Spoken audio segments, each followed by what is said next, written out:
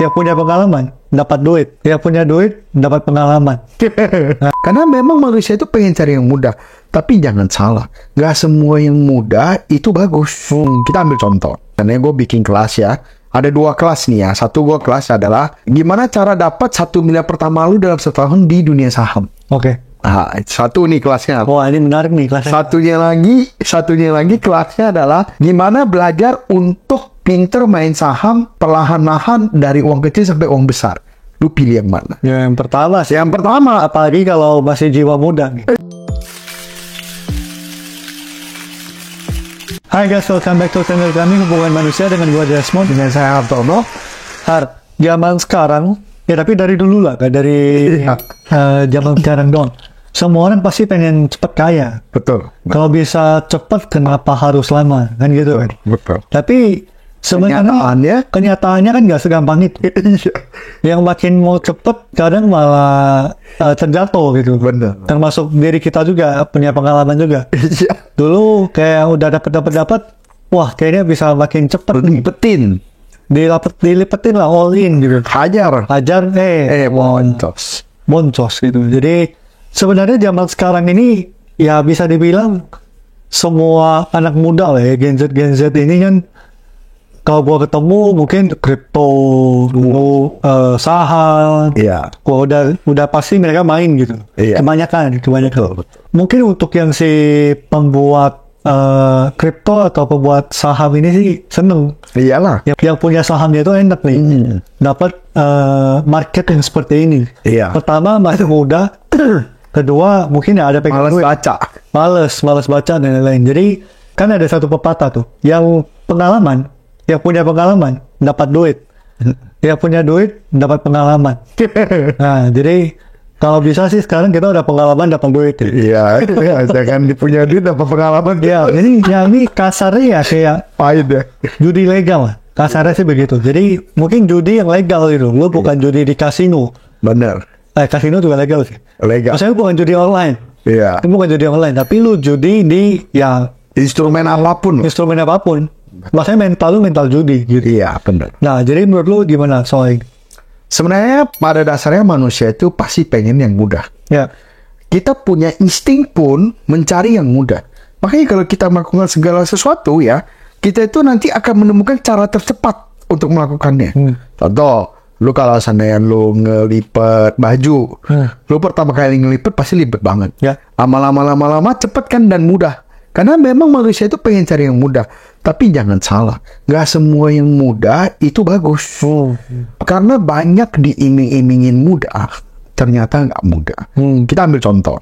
Kalau seandainya orang bikin kelas nih, seandainya gue bikin kelas ya, ada 2 kelas nih ya. Satu gue kelas adalah seandainya ya, gimana cara dapat 1 miliar pertama lu dalam setahun di dunia saham. Oke. Nah, satu nih kelasnya. Wah, ini menarik nih kelasnya.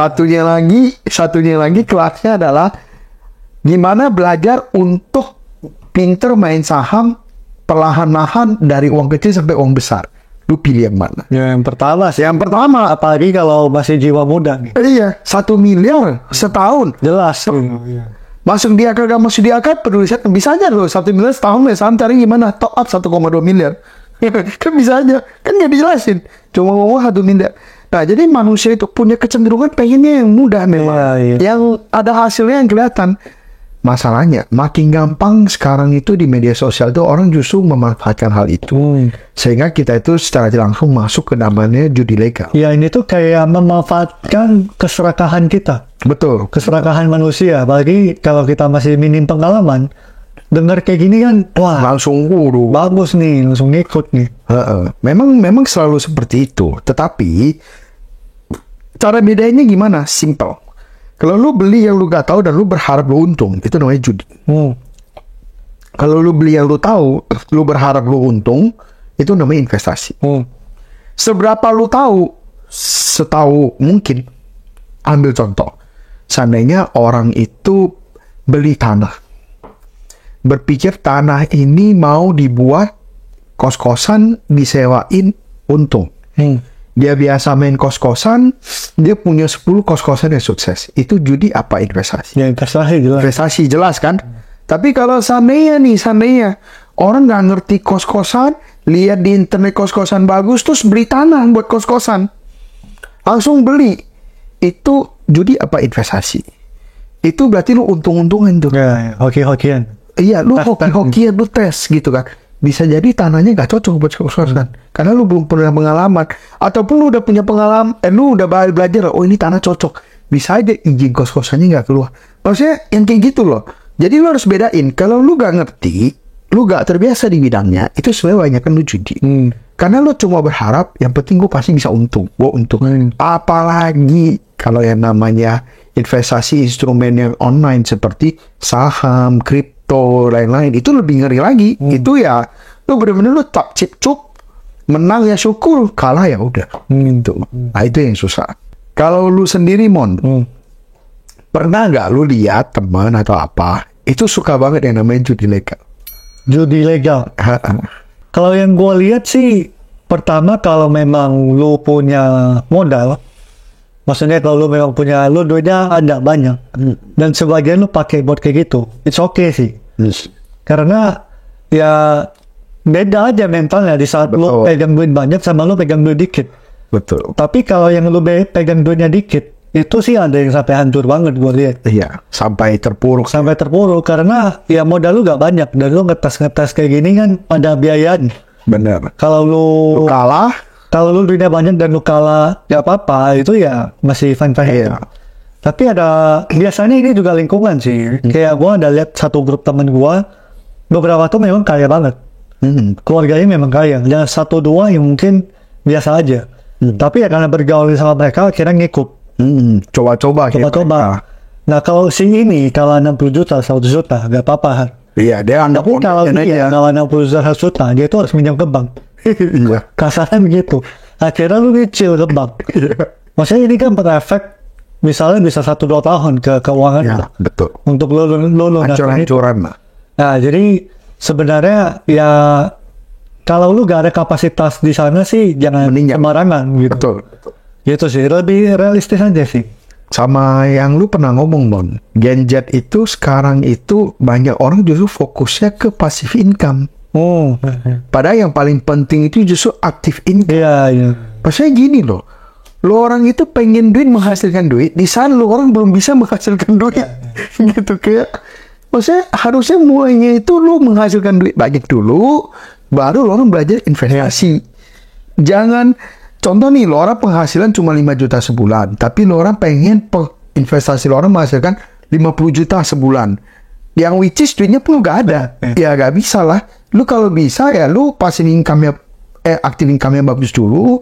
Katakan active income lu 50 juta sebulan. Terus lu mau cicil properti buat sewain, ya itu bagus. Gitu loh. Jangan lu kayak udah sendiri juga gak menghasilkan, pengen berharap ya passive income. Namanya juga pasif. Itu duit menghasilkan duit. Lu harus punya banyak banget duit untuk menghasilkan uang sedikit. Nah, kayak gitu. Ya bikin kita kaya itu active income.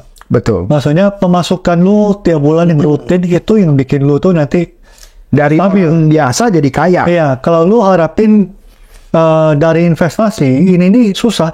Iya. Karena gak ada kepastian.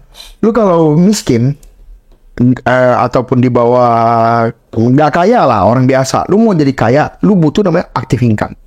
Udah pasti. Tapi kalau lu dari kaya mau lebih kaya pakai passive income bisa banget. Tapi kalau lu dari miskin lu mau pakai passive income buat jadi itu, nggak ada orang miskin di dunia ini. Bener nggak? Kan nggak usah ngapa-ngapain, terima duit. Itu butuh duit banyak untuk menghasilkan duit sedikit gitu loh. Bisa nggak duit banyak menghasilkan duit lebih? Bisa, tapi dengan koneksi, dengan pengalaman, dengan networking yang luar biasa lu bisa gitu loh. Ya tapi memang ya di di masa-masa sekarang ini gak dipungkiri memang banyak anak muda yang hebat-hebat banget. Iya. Masih mungkin kita 20-an itu tuh punya penghasilan yang besar. Jadi memang zaman sekarang ini butuh hal-hal yang kita gak bilang harus melulu tuh dengan cara tradisional. Lu kerja, punya income, lu nabung, ya enggak juga. Banyak kok cara, mungkin zaman dulu ada NFT. Iya. Maksudnya orang yang bisa lihat peluang, yang masih muda-muda bikin. Itu luar biasa. Luar biasa, dapat duit banyak, akhirnya jual, pas NFT udah turun, dia juga udah cuci gitu. Itu sih luar biasa hebat. Betul. Bisa melihat peluang. Tapi berapa banyak yang bisa kayak gitu? Bener. Itu kan nggak banyak. Nah, jadi jangan mudah tergiur dengan pengen cepat aja gitu loh. Iya. Pengen kira-kira nyari gak ada salahnya, tapi yang paling penting itu juga active income sebenarnya. Lebih kayak gitu sih Ya, kira-kira gitulah ya. Ya, jadi jangan terjebak judi ilegal. Judi itu gak cuman di Kasino, judi atau slot, lain, tapi ya cara lo nge-treat hidup lo juga, ya apa lo juga sedang berjudi sekarang seperti Iya. itu aja. Jangan lupa di like, di subscribe, dan di share ke teman kalian yang butuh denger ini. Sampai ketemu di video berikut. Thank you. Thank you.